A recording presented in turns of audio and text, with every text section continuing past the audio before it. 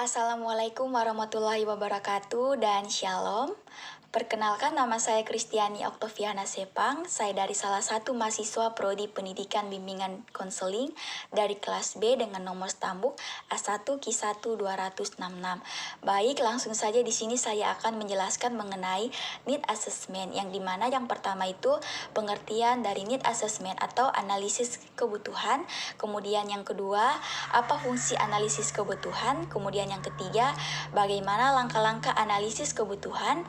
Yang keempat, apa peranan analisis kebutuhan. Dan yang kelima, bagaimana menganalisis kebutuhan dalam belajar mengajar. Yang pertama, pengertian need assessment atau analisis kebutuhan adalah suatu cara atau metode untuk mengetahui perbedaan antara kondisi yang diinginkan atau seharusnya atau diharapkan dengan kondisi yang ada.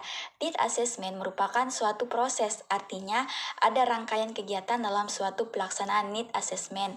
Need assessment bukanlah suatu hasil, akan tetapi suatu aktivitas tertentu dalam upaya mengambil keputusan tertentu. Kemudian, kebutuhan itu sendiri pada hakikatnya adalah kesenjangan antara harapan dan kenyataan. Dengan demikian, maka need assessment merupakan kegiatan mengumpulkan informasi tentang kesenjangan yang seharusnya dimiliki setiap siswa dengan apa yang telah dimiliki. Kemudian yang kedua, beberapa fungsi need assessment atau analisis kebutuhan menurut Morrison sebagai berikut. Pertama, mengidentifikasi kebutuhan yang relevan dengan pekerjaan atau tugas sekarang, yaitu masalah apa yang mempengaruhi hasil pembelajaran. Kemudian yang kedua, mengidentifikasi kebutuhan mendesak yang terkait dengan finansial, keamanan, atau masalah lain yang mengganggu pekerjaan atau lingkungan pendidikan. Yang ketiga, menyajikan prioritas untuk memilih tindakan.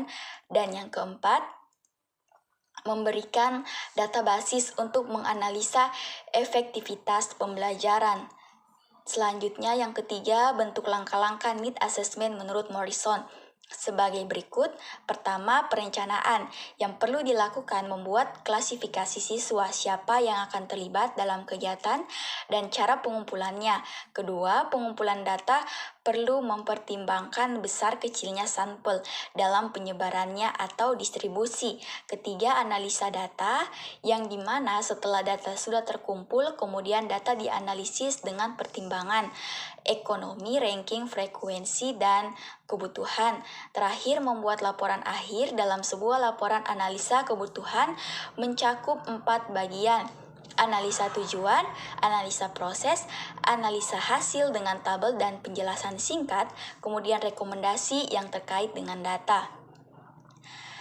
Kemudian yang keempat itu selanjutnya peranan analisis kebutuhan, yang dimana merupakan alat yang konstruktif dan positif untuk melakukan perubahan. Perubahan yang didasarkan atas logika yang bersifat rasional dan fungsional yang dapat memenuhi suatu kebutuhan kelompok dan individu. Perubahan ini menunjukkan upaya formal yang sistematis menentukan dan mendekatkan jarak kesenjangan antara seperti apa yang ada dengan bagaimana seharusnya. Dan yang terakhir, cara mengaplikasikan analisis kebutuhan dalam belajar mengajar adalah guru harus memusatkan perhatian ke arah pencapaian tujuan untuk mencari materi yang tepat agar tujuan tersebut dapat tercapai.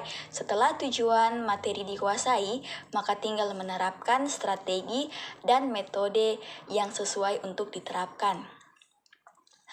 Baik, mungkin itu saja yang dapat saya sampaikan. Kurang lebihnya mohon dimaafkan. Sekian dan terima kasih.